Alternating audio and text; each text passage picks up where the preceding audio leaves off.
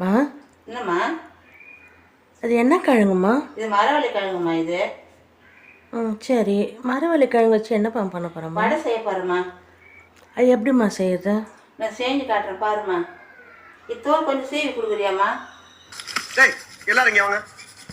டேய் குட்டாச்சி வராங்க. டேய் வளப்பா நீ வாங்க. வாங்கடா, உங்களுக்கு ஒரு தனியாக வெத்தலை பாக்க வச்சு அழைக்கணுமா?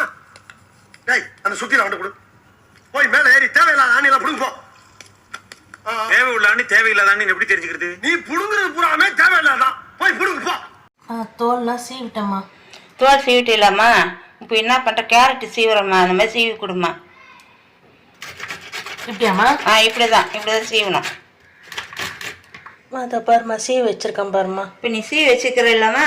இப்போ மிக்சியில் போட்டு தண்ணி ஊற்றாம கட்டியாக அரைச்சி எடுக்கணுமா இதை. தண்ணி ஊற்றக்கூடாதாம்மா? தண்ணியெலாம் ஊற்றக்கூடாதுமா. இப்போ நைஸாக அரைச்சி எடுக்கணும். இப்போ நைஸாக அரைச்சி எடுத்துமா உங்ககிட்ட நான் காட்டுறேம்மா, நீ பாருப்போ.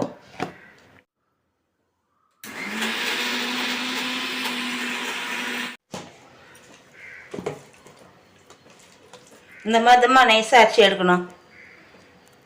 இப்போ நம்ம அரைச்சி வச்சுக்கிறோம் இல்லைம்மா கிழங்கு, அதில் ஒரு ஸ்பூனு கடல மாவு போடணும்.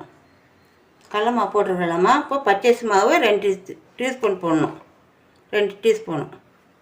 கொஞ்சம் சீரகம் போடணுமா, கருவேப்பிலைம்மா, கொஞ்சம் பச்சை மிளகாய், இஞ்சி பூண்டு பேஸ்ட்டுமா, 1 கப்பு வெங்காயம், தேவையான அளவு உப்புமா, கொஞ்சம் மஞ்சள் பொடிமா.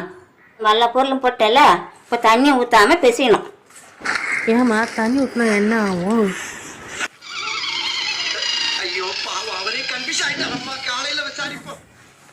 இந்த மாதிரிமா தண்ணி ஊற்றாமல் பிசையணும்மா. எண்ணெய் காஞ்சிச்சுமா, இப்போ வடை தட்டி போடலாம். நம்ம என்ன வேலையா செய்ய போறோம்? சும்மா பார்க்க போறோம். இருக்கட்டும், அதுக்கு நம்மளுக்கு என்ன சம்பந்தம்? இது என்ன பிரமாதம்? இதை விட பெசலைட் ஒண்ணு இருக்கு. ஏய், என்னை வச்சு ஒண்ணு காமெடி கிமெடி பண்ணலையே.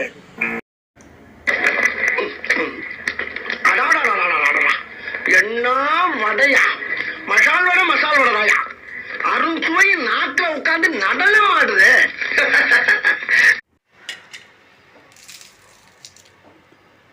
மொறு பாருமா, வடை சூப்பராக வந்தது பாருமா. மருந்துமா மேலே உள்ள சாஃப்டாக இருக்குமா. நீ வடை தட்டி போட சொல்லி சிம்மில் வச்சு தான் எடுக்கணுமா வடை.